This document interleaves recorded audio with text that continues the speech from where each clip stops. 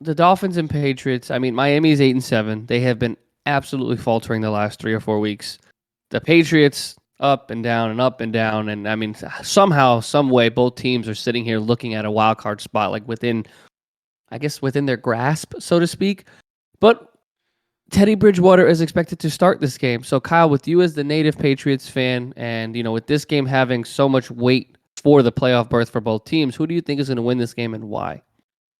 Kev, I'm going to go with the Patriots on this one. And it is simply just because that Tua's not going to be able to play this weekend because of those concussion symptoms that he's been dealing with since last week's game. And honestly, I think from his perspective, it's probably better that he sits out this game just because, that concussion that he suffered this past weekend, that's his second one this year. I mean, the first one that he suffered against the Bengals was bad enough. And then you have this one on top of that. It's just, he has just been riddled with that concussion bug this year. And it's unfortunate because Tua really this year has been solid.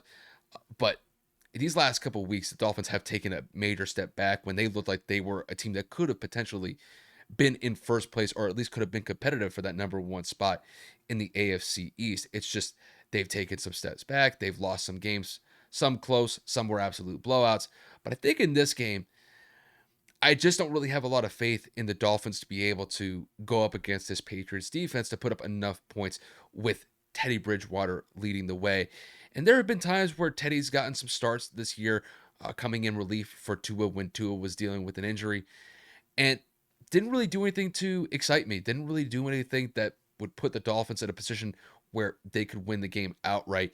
And going up against a defense like the Patriots, granted the Patriots have had their issues this year. They're a sub 500 team, but it has not been because of their defense. Their defense has been phenomenal this year. They've been able to get a lot of turnovers. I believe they're top five in turnovers this year, and they're top two with the number of sacks that they've been able to generate. So that's something that the Dolphins are going to have to contend with this weekend with a backup quarterback with Teddy Bridgewater. And if Teddy's not careful, I think Teddy can put the ball into harm's way and could potentially get picked off by that Patriots defense. And not only that, this Patriots defense has been showing the last couple of weeks that not only can they turn the ball over, but they can instantly convert it into points by getting a pick six or a scoop and score. They've been doing that consistently all year. And there's a very good chance that they could do it once again. They were able to do it against Joe Burrow last week with Marcus Jones taking a pick six back against um, the Bengals last week. And I think in this game, that could happen. I don't know who it's going to be specifically, but nonetheless, that outcome could happen. But I'm not going to say that the Patriots are going to win this one in convincing fashion because when it comes to the Patriots offense, it's been ugly this year. The play calling has been atrocious. Matt Patricia, in his first year as the offensive play caller for the Patriots, has been a major letdown, and it's been visible with the amount of frustration that Mac Jones has been displaying towards the offensive coaching staff this year. To be quite honest with you, Kev, I don't think that Mac Jones is a bad quarterback. I think that he has the potential to be a really good quarterback in the NFL.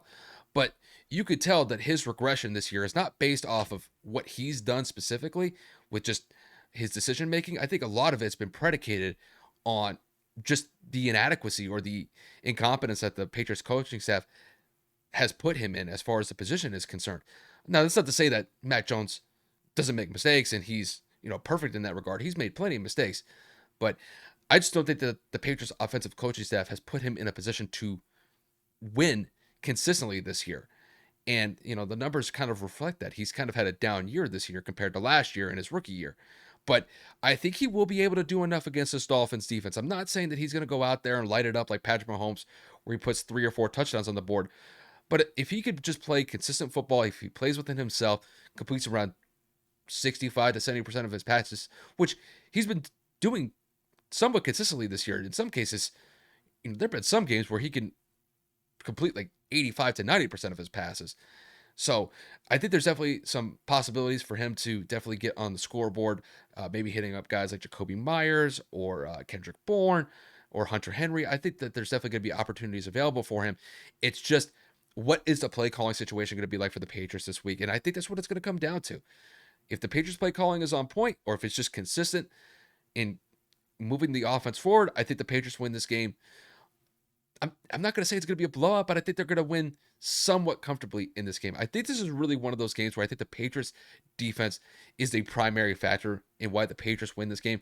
and it's not going to be the offense. I think the offense just can't turn the ball over, as far as I'm concerned. If they do that, this game's going to be a lot more competitive, and there could be a slight chance that the Dolphins win this game with Teddy coming in as the backup if the Patriots are turning the ball over and the play calling is inconsistent from Matt Patricia. So overall, for me, with the way that I see this game playing out, I'm going to go with the Patriots winning this one by the score of, let's say, 24-17. I think this is going to be a relatively low scoring game just because I don't think there's going to be a lot of points scored from either offense, just because Teddy's the backup for the Dolphins. You got Mac running the Patriots offense, and the issues on the offense have really been a big impediment for them this year. But I think the main difference in this one is going to be the Patriots forcing some turnovers against the Dolphins, and I think the Patriots are going to capitalize on that to win this one by a one touchdown score. So that's how I have this game playing out. Kev, the floor is yours. I couldn't agree more. Tua's absence is going to be pivotal, and not to slate Teddy Bridgewater, but he is no Tua Tagovailoa, let's be honest. And I mean, with the capabilities of Tyreek Hill, Jalen Waddle, and that offense, we know that they are best suited and at their highest capacity when Tua is behind and under center. Miami's defense also hasn't been playing great the last couple of games. I mean, if you look at it, they've allowed 33, 23, 32, and 26 points in their last four. They have not been able to stop a nosebleed. And I know that the offense hasn't been really giving them many opportunities to at least get rest or to, make their small but quantitative defensive stops anything meaningful. But when the offense is going out, they're getting 3-and-outs or only getting field goals. The defense is consistently on the field like we've talked about all season. And they just don't look competent, honestly. They just don't look like they are able to go out there and create stops, which is what the offense needs in order to get back on the field, get into a rhythm.